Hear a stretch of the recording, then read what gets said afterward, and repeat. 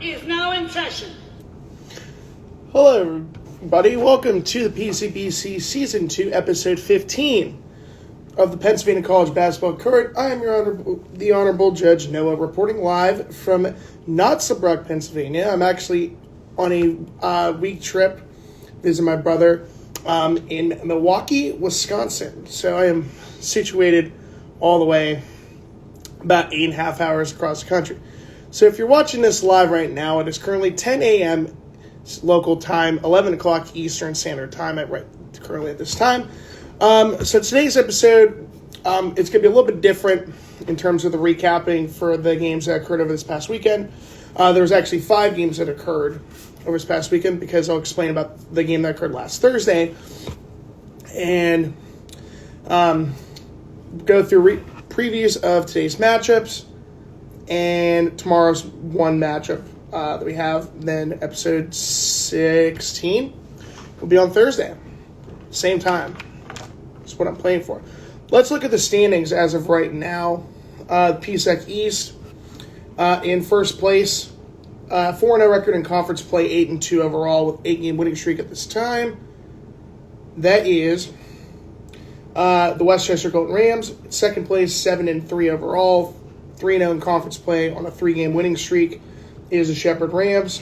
Third place, 2-1 in conference play, 8-2 overall. That is on a 5-game winning streak.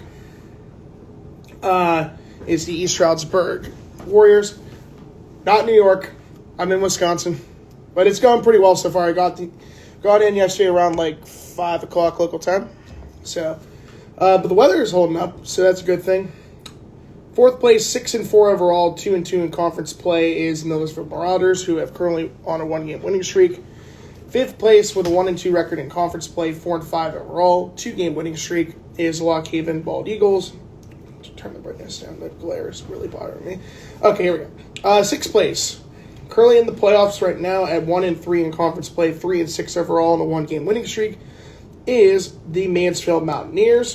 Seventh place out of the side of the playoffs right now. They're 1-3 in conference play, 2-7 overall, and a 4-game losing streak being the Shippensburg Raiders.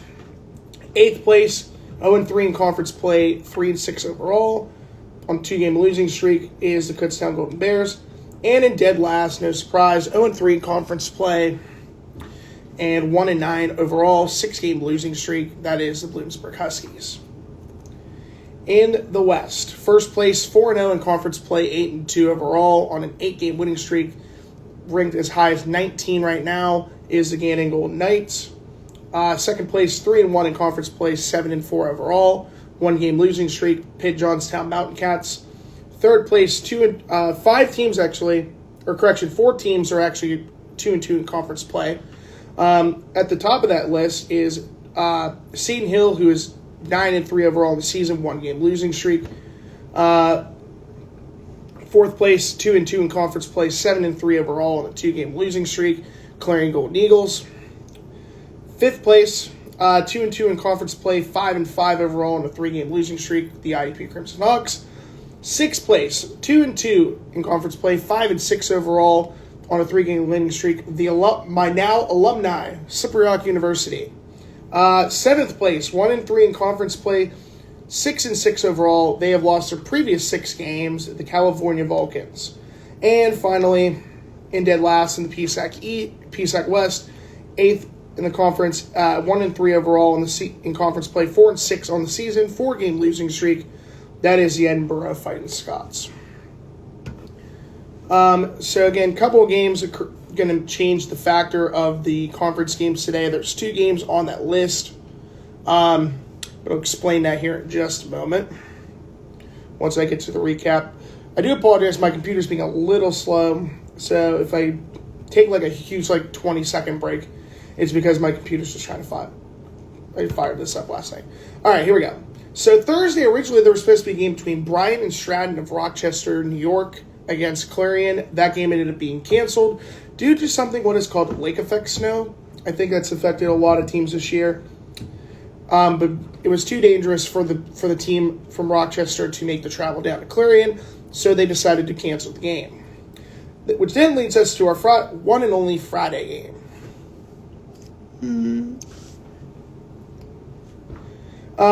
Shepherd at Virginia Union. This game being played at the Barco Stevens Hall in Richmond, Virginia. Yeah. I don't know why I'm losing my mind today. I'm trying to get to the Central Time, so bear with me. Shepherd outscoring Virginia Union 31-26 in the first half.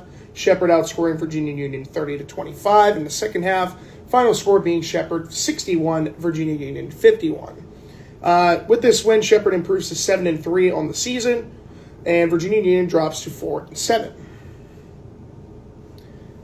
I told you, Dawson, you're not allowed to do that. I'm having you sign off now.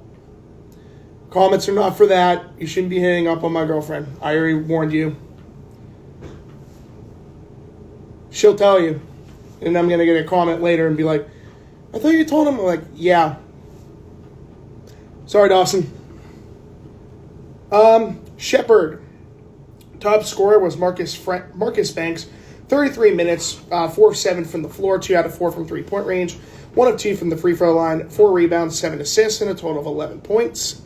Jared Robertson. Let me see if I can I do anything with this?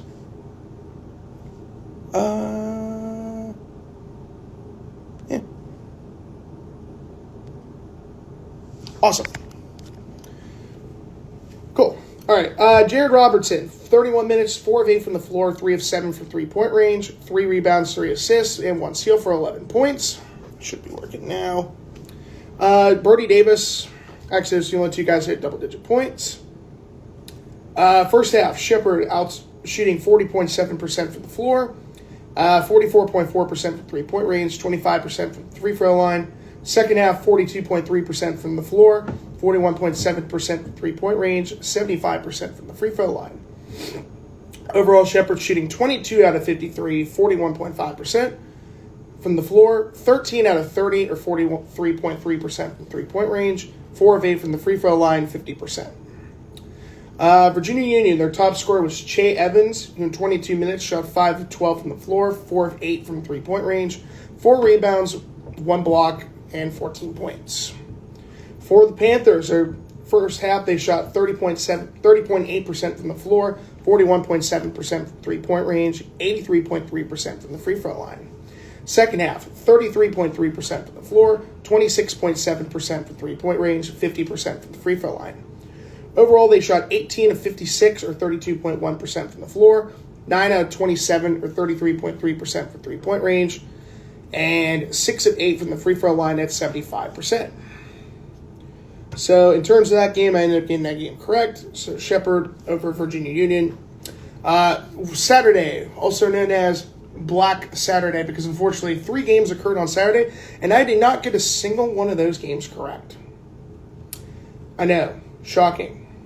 Shocking revelation. First game from Saturday, commencement day for me. Caldwell and Westchester. This game being played at the Newman Center in Caldwell, New Jersey. So I'm guessing not too far from Westchester, across the river, the Delaware River. In the first half, Westchester outscoring Caldwell 42-36. Caldwell outscoring Westchester 42-38. Final score, Westchester winning 80-76. Westchester improving to 8-2, still at the top of the PSAC East. Caldwell drops to 8-3. Top scorer for Westchester was Joshua Walker. In 26 minutes, shot 8 of 13 from the floor, 3 out of 4 from the free throw line, 9 rebounds, 4 assists for 19 points. Dylan Blair, 33 minutes, 4 of 5 from the floor, 1 out of 2 from three-point range, 7 of 8 from the free throw line, 3 rebounds, 5 assists, and 1 steal for 16 points. Anthony McCall, 18 minutes, 5 of 6 from the floor, 3 out of 4 from the free throw line, 4 rebounds, 1 assist, 1 steal for 13 points. Elijah Allen, 38 minutes, 2 of 10 from the floor, 0 out of 2 from three-point range, 6 of 8 from the free throw line, 4 rebounds, 2 assists, and 1 steal for 10 points. First half, Shepherd shot 55.6% from the floor, 50% from three-point range, 83.3% from the free throw line. Second half, they shot 35.5% from the floor, 0% from three-point range, 80% from the free throw line. Overall shooting 26 of 58, or 44.8% from the floor. 2 of 8 from three-point range, 25%. And 26 of 32 from the free throw line, 81.3%. Caldwell. Top scorer was D'Angelo Horn, 30 minutes, 6 of 9 from the floor, 1 out of 2 from three-point range, 3 of 4 from the free throw line, 6 rebounds, 2 blocks, and 16 points. Melvin Evans, 33 minutes, 6 of 8 from the floor, 0 out of 1 from three-point range, 1 of 6 from the free throw line, 2 rebounds, 5 assists, 1 block, and 3 steals for 13 points.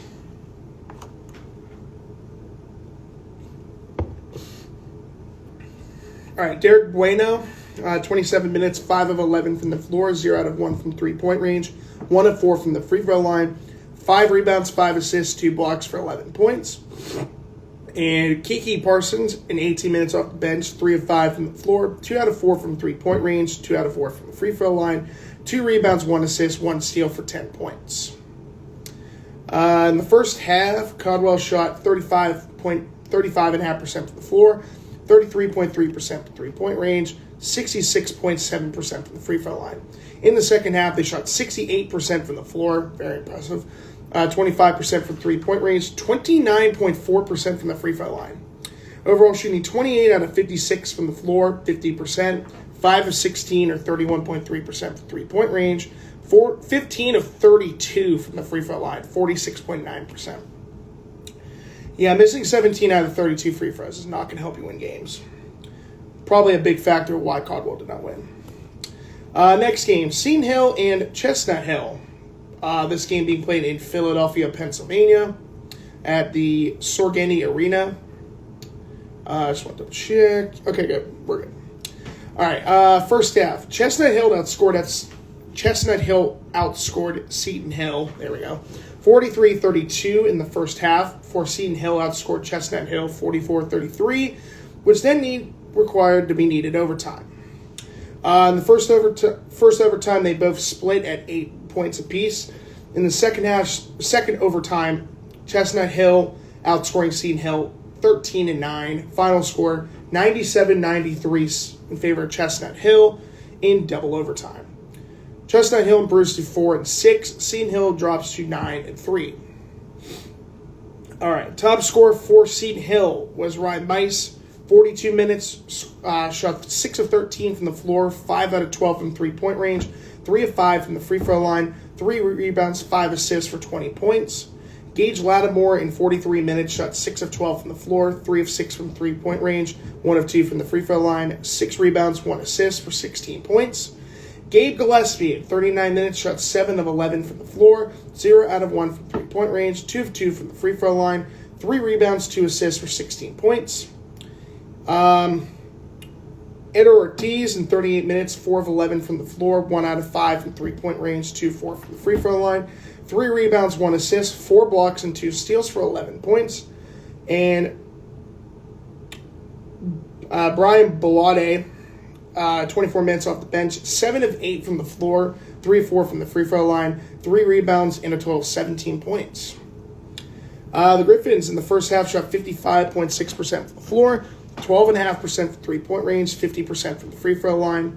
In the second half, 68.2% from the floor, 69.2% from three-point range, 55.6% from the free throw line. First overtime, 3 of 7 or 42.9% from the floor, 1 of 3 or 33.3% from three-point range, 1 of 2 or 50% from the free throw line. Second overtime, 2 of 8 or 25% from the floor. Second three-point range, 1 of 6 or 16.7% from three-point range. 4 of 4 or 100% from the free throw line. Overall, they shot 35 of 64 or 54.7% from the floor.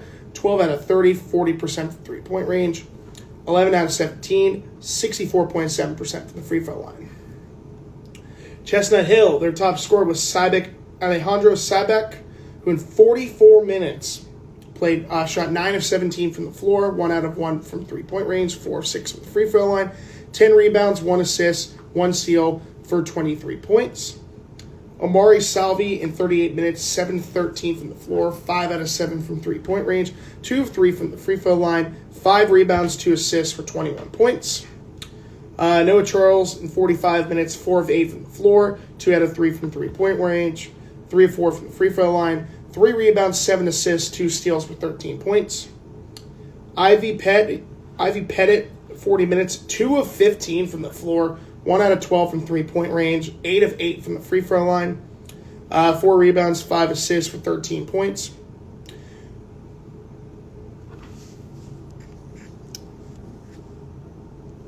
Ian got it right.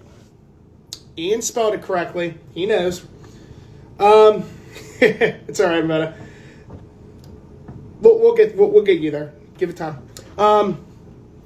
Neil Hill, 40 minutes, 5 of 7 from the floor, 3 of 4 from three-point range, 3 out of 4 from the free throw line, 17 rebounds, 6 assists, 1 block, and 1 steal for 13 points. Chestnut Hill in the first half, they shot 57.6% from the floor, 38.5% from three-point range, 0% from the free throw line. They didn't even take a single free throw attempt, so that makes a lot of sense. Second half, 32.1% from the floor, 38.5% from three-point range, 90.9% from the free throw line. First overtime, 1 of 6 or 16.7% from the field, 0 out of 1 or 0% from three-point range, 6 of 8 or 75% from the free throw line. Second overtime, they shot 4 of 7 from the floor, 57.1%, 1 out of 2 or 50% from three-point range, and 4 out of 6 or 66.7% from the free throw line. Overall, Chestnut Hill shooting 33 out of 74, 44.6%, 11 out of 29 or 37.9% from three-point range, and 20 out of 25 from the free throw line, 80%. Final game. This, ladies and gentlemen, is what I call the biggest dud of the week. I literally talked to Kyle, as you know, is my buddy from California, and he was having another temper tantrum. Unfortunately, I did not have time to mess around with his temper tantrums because I had to get ready for my journey to Milwaukee. So honestly, I don't even care the fact that the Vulcans are doing terrible right now. And honestly, if you think about it, the way it should be spelled for this team is V-U-L-L, or no, V-U-C, no, I can't spell that. V-U-L-L-L-L-L-C-A-N-S. That's the new name for the California Vulcans right now until they actually win a game. Somehow lost to Wilmington, Delaware, who got beat by, let's think, Shippensburg. I think Westchester beat them. Pretty much any PSAC team has beaten them so far this year. We'll just say that. And somehow California found a way to lose to them. So, ladies and gentlemen, the Vulcans are the biggest dud of the week. That one came in as no surprise whatsoever. First half, Wilmington, Delaware outscoring California 46-38. And then the Vulcans outscoring Wilmington, Delaware 36-35. Final score, Wilmington, Delaware winning 81-74. The Wildcats improved to 3-8 while the Vulcans dropped their 6th straight game. They are now 6-6. The tables have turned. From 6-0 and number 4 in the PSAC, or not in the PSAC, from 6-0 and number 4 in Division II to now 6 straight L's. And second to last in the PSAC West. Pretty embarrassing. Top scorer for Wilmington, Delaware, actually, he came off the bench as Jalen Horsey. 21 minutes, 3 of 7 from the floor, 2 out of 5 from three-point range, 9 of 10 from the free throw line, 2 rebounds, 1 assist, and 2 steals for 17 points. Hammer Bowers off the bench in 26 minutes, shot 5 of 10 from the floor, 2 out of 3 from three-point range, 4 of 4 from the free throw line. He had 7 rebounds, 1 assist, and 1 steal for 16 points. Back to Justin Perez, who in 30 minutes shot 3 of 8 from the floor, 1 out of 4 from three-point range, 4 of 4 from the free throw line, 5 rebounds, 1 assist for 11 points. And Isaiah Creedle, in 13 minutes off the bench, shot 1 of 4 from the floor, 1 out of 2 from three-point range, 7 of 8 from the free throw line, 1 rebound, 2 assists for 10 points.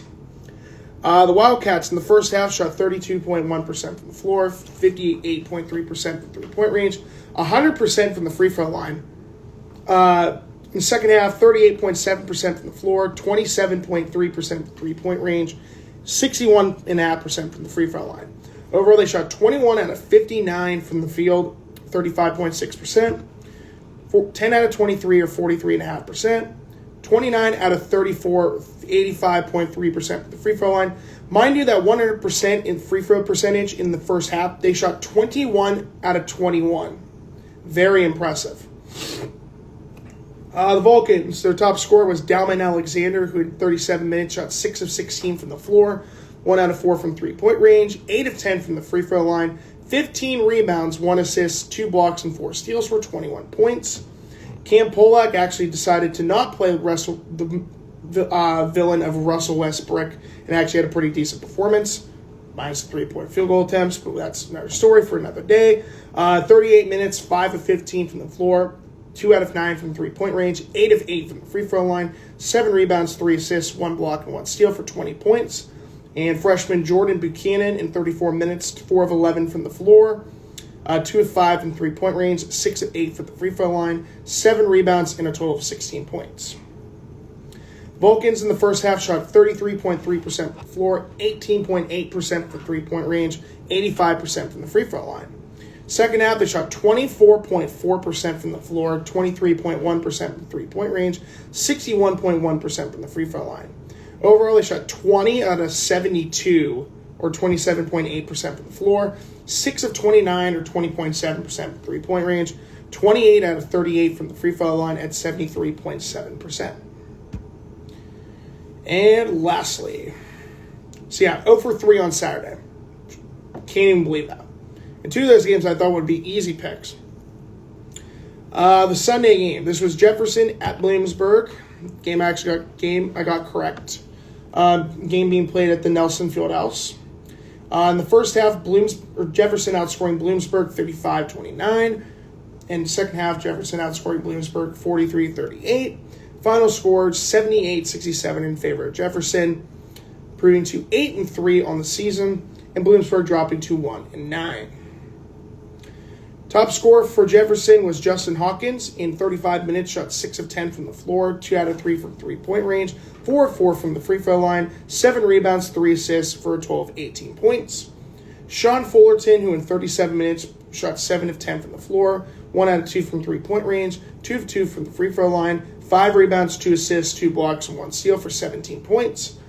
Isaiah Thomas McLean in 34 minutes shot 5 of 10 from the floor, 4 out of 8 from three-point range, 2 of 2 from the free throw line, 5 rebounds, 1 assist, 1 steal for 16 points.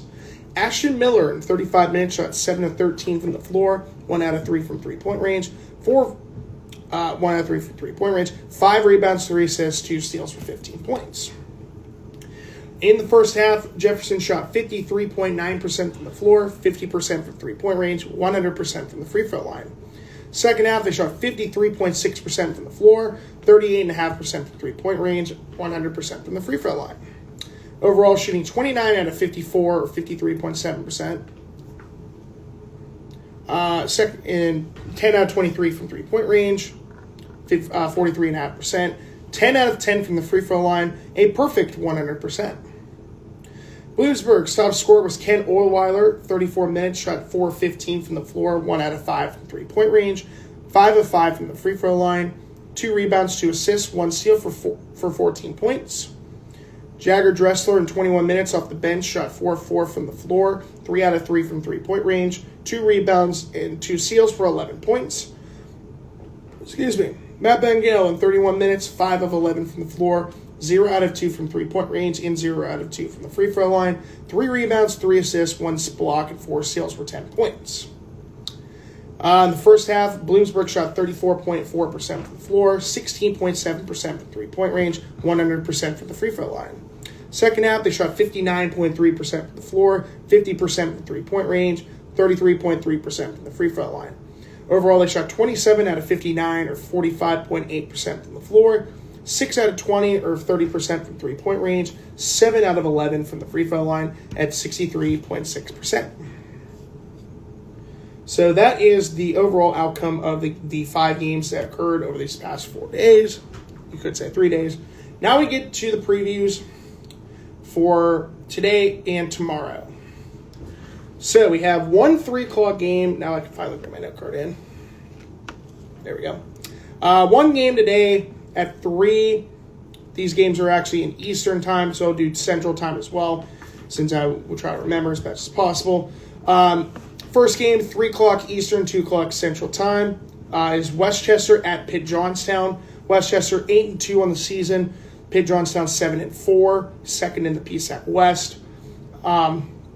This game will not count for Westchester, but this game will count for conference play with Pitt Johnstown. From the previous episode, there was a couple of games. There's 3 teams in particular.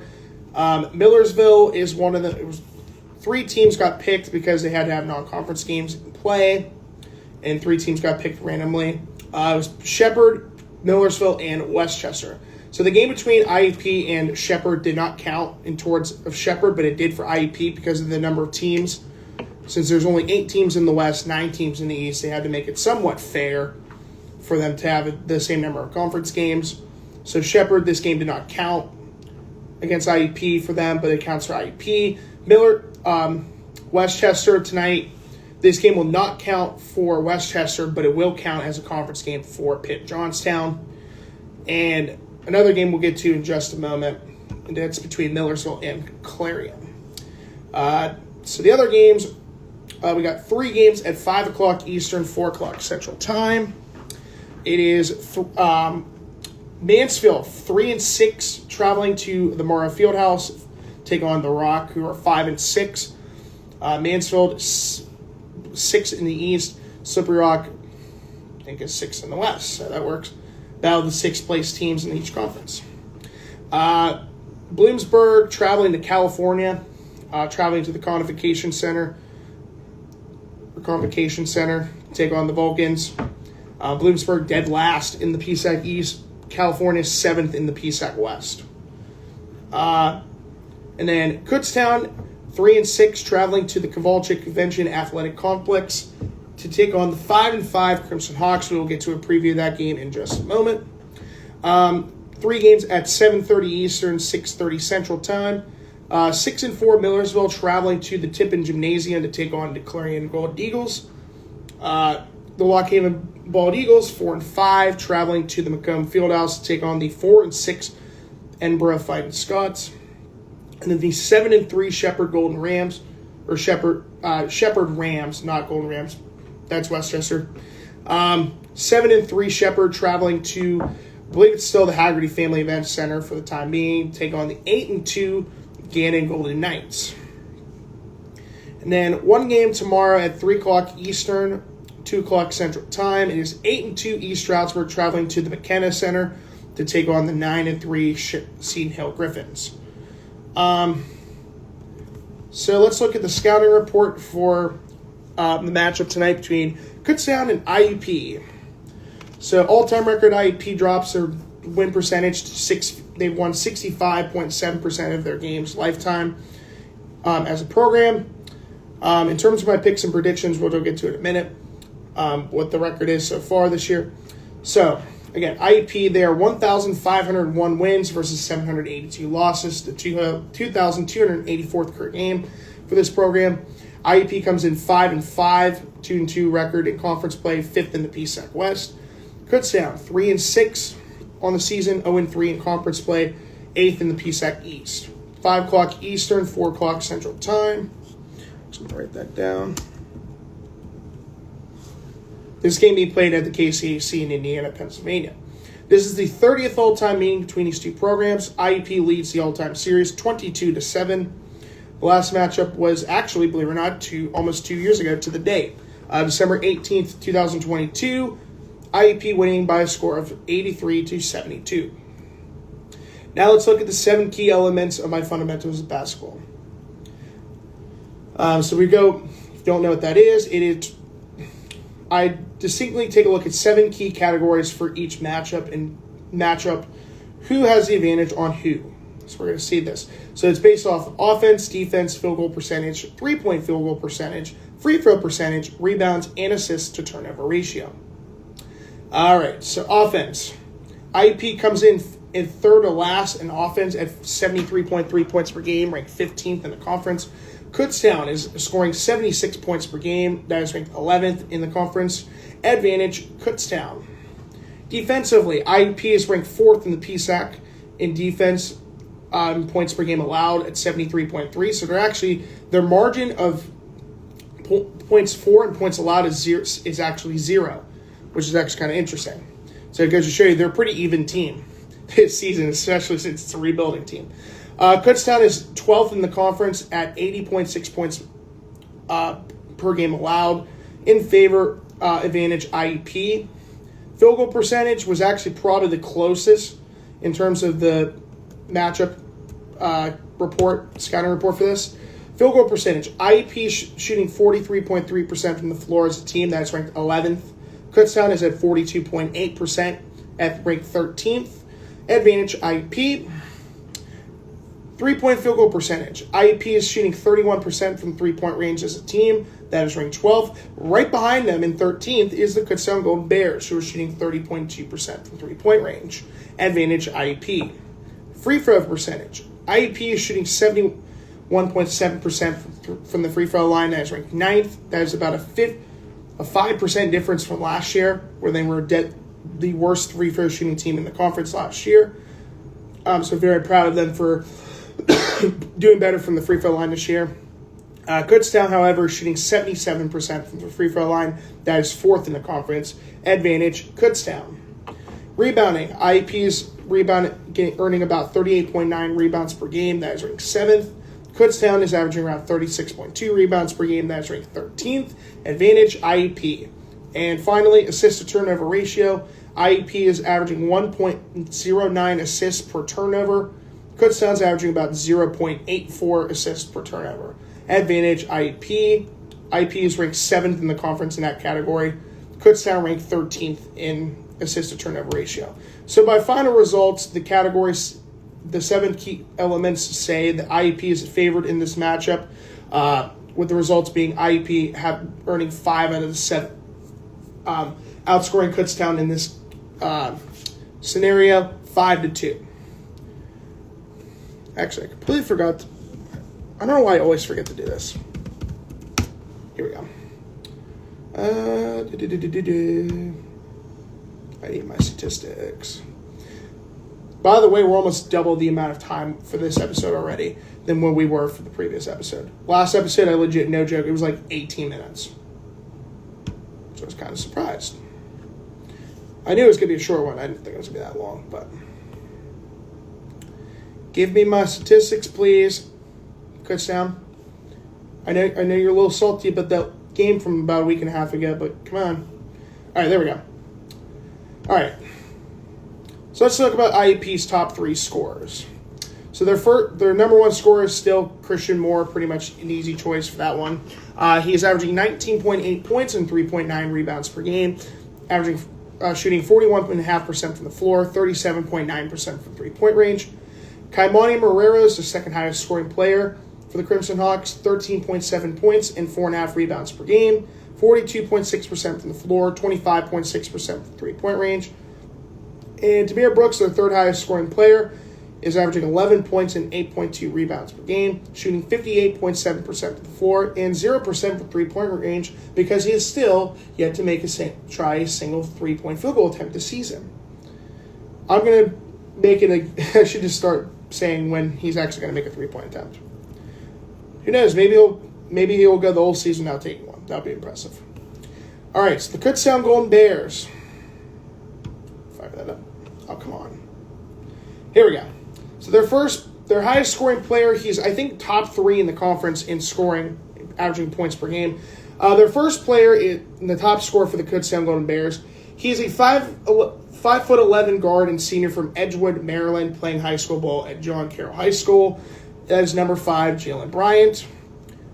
He is averaging 21.8 points per game, 21.8 points per game, and 2.6 rebounds per game, shooting 39.3% to the floor and 5.8% from three-point range.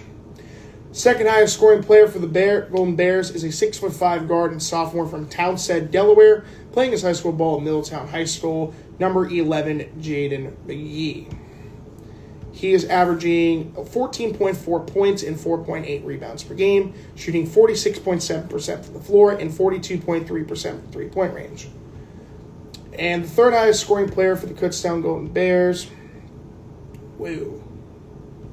That's okay. I don't need it much longer. There we go. Is number 35. He's a 6'6" junior and forward from Yaoundé, Cameroon. So the kid from that was called Joel Embiid of the Kutztown Golden Bears. He plays high school ball at St. Maria Goretti in Maryland. That is Jordan Nakoa Abasolo. His stats for the season: he is averaging 8.6 points and 7.7 rebounds per game, shooting 45.8% from the floor and 33.3% from three-point range. He is 1 out of 3 from three-point range this season. 3 keys to the game. Number 1, the Kowalczyk is hungry for a win. I mean, the previous game that the IUP Crimson Hawks played in, they played against the University of South Carolina Beaufort Sand Sharks and ended up losing that game. So Kowalczyk, the KCAC is definitely hungry for a win today. 2, utilize their weaknesses. So try to avoid them getting to the free throw line because they are shooting a lot better in terms of free throw percentage, and find a way to get more offense in Kutztown tonight. And 3, my favorite line from a Post Malone song from the F1 Trillion album, teamwork makes the dream work. Maybe IEP will have some help today. And we'll get more help from our other players today than over the course of 2 weekends ago. So we'll see what happens. But hopefully IEP will be ready for a big test tonight against the Kutztown Golden Bears. So let's look at my picks for tonight and tomorrow. So the 3 o'clock game between Westchester and Pitt Johnstown. This is a really close game. I really like Westchester in this game, but something tells me Pitt Johnstown's pulling off an upset tonight. So I'm going to be choosing Pitt Johnstown in this game. By the way, record-wise, 88-51. That's about a .633 percentage. So overall, 63.3% of the games I've gotten correct so far this year. Below my standards from last year, I know. Bear with me. 5 o'clock games. Mansfield at Slippery Rock. I'm picking Slippery Rock. Got to go with my alumni for that one for now. Bloomsburg in California. As much as this really hates, I really hate picking California. I'm picking California for the 13th time, for like the 12th time this season. In each of the games, except for that one that was against Millersville, I was like, oh, they're going to win. If they lose to Bloomsburg, I may never pick Cal again. I really do, even if Cal wins. Because there's zero excuses for Cal to lose this game. Bloomsburg's terrible. Even with Bryson Lucas, Keith Bell III, Damon Arnett, there we go, and Donald Whitehead Jr. still being out. All right, now 7:30 games. Millersville at Clarion, another really good game. I'm going to pick Millersville. Would I be shocked if Clarion wins? No. Clarion's is a pretty good team this year. Lockhaven at Edinboro, I'm picking Lockhaven. Shepherd at Gannon, I'm keeping on the Golden Knights bandwagon rolling. Circle the bandwagon for the Golden Knights, give them their 9th straight win. East Stroudsburg at Seton Hill, another really good game that could go either way. I am picking East Stroudsburg to win. I'm going to say by like 2 points. East Stroudsburg finds a way to win. And then Kutztown IEP, I'm going to pick, the Crimson Hawks, because I think they're gonna rebound tonight in their matchup against Kutztown. I don't see why they can't beat Kutztown. IEP's usually done pretty well against the teams from the PSAC East that are ranked in the lower part of the standings in the PSAC East. So give me IEP to beat Kutztown tonight. I'm going to say the line on this game, I say IEP wins by... I'm going to say IEP wins by 8. I'm going to say they're going to win by at least 8 points. Anyways, kind of a short episode compared to my other ones where they usually like almost an hour long. But yeah, that is going to do it for today's episode. I will see you guys on Thursday at 10 a.m. Central, 11 o'clock Eastern Standard Time. Hope you guys have a great rest of your day. And once again, I am the Honorable Judge Noah, saying so long and have a great rest of your day.